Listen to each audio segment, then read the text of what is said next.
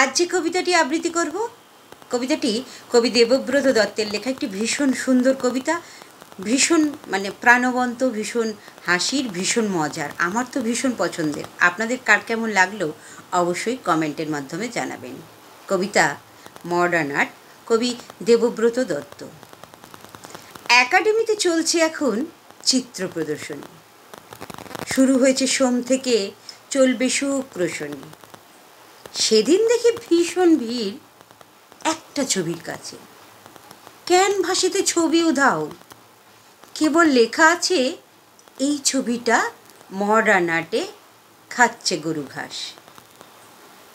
গরুও নেই, ঘাসও নেই, এতেই জনোচ্ছ্বাস।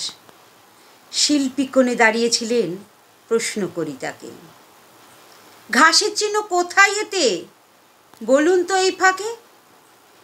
শিল্পী শুনে বলেন, এটা মডার্ন আর্ট ভাই, গরুটা সব খেয়ে ফেলেছে, তাই তো ঘাস নাই।